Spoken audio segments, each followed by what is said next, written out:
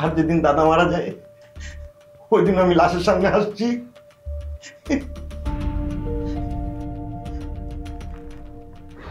সবাই আমার বলছে আমার নাকি কষ্ট হয় না, তাই আমি সবসময় আছি।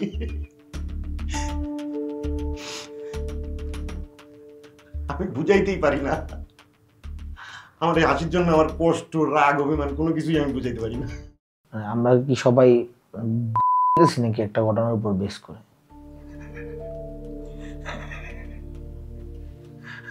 আমি কথাবার্তার থেকে তো হাসি বেশি,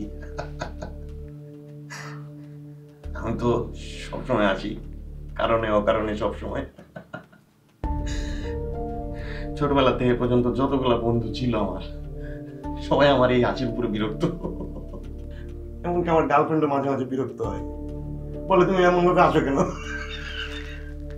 কিন্তু আমি তো হাসতে চাই না। আমি জানি তোরাও বিরক্ত হস, আমি বুঝাইতেই পারি না যে আমি হাসিটা থামাইতেই পারি না।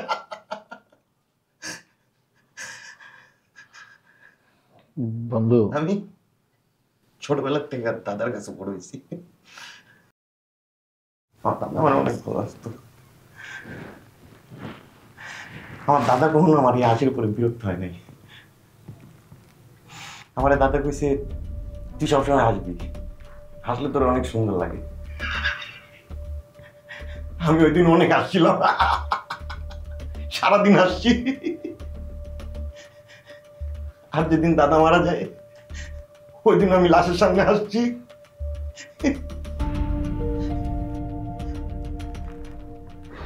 সবাই আমার বলছে আমার নাকি কষ্ট হয় না, তাই আমি সবসময় আছি।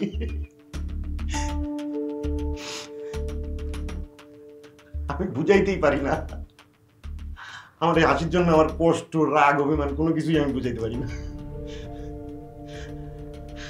আর এই সিচুয়েশনে এখন আমি যদি পড়তে ঠেকে দিয়ে যাইতাম তাহলে পড়তে তারও কষ্ট পাইতো, কইতো তুই খালি আসোস, বুঝোস না। শোন, মনে আমরা সবাই করি, কিন্তু আমরা তো সবাই বুঝি। ঠিক আছে, তোর হাসি নিয়ে আমরা অনেক সময় অনেক বিরক্ত হই, কিন্তু আমি জানি যে জিনিসটা তোর প্রবলেম। আমি সরি, বুঝছস? যাই করস ভাই, আমরা বন্ধু বান্ধব চেতামো, বন্ধু বান্ধব তোর হাসামো, অনেক ফান করবো, দুষ্টামি করবো, জায়গা যাবো, গ্যাঞ্জাম করবো, কখন ভাই তুই যে সুইসাইড মুসাইডের কথা আবার চিন্তা করে লাইস না, বুঝছস?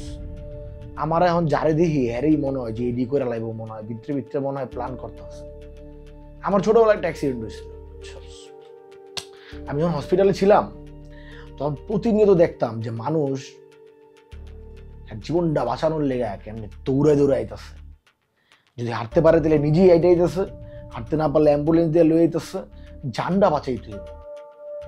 কিন্তু আমার এই মানুষই আবার মুহূর্তের মধ্যে জীবন দিয়েও দেয়, আমার মাথায় ঢুকে না, মানে কেমনে পসিবল?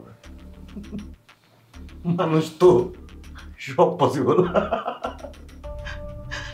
কিন্তু আমি সুসাইড করবো না, টেনশন করিস না।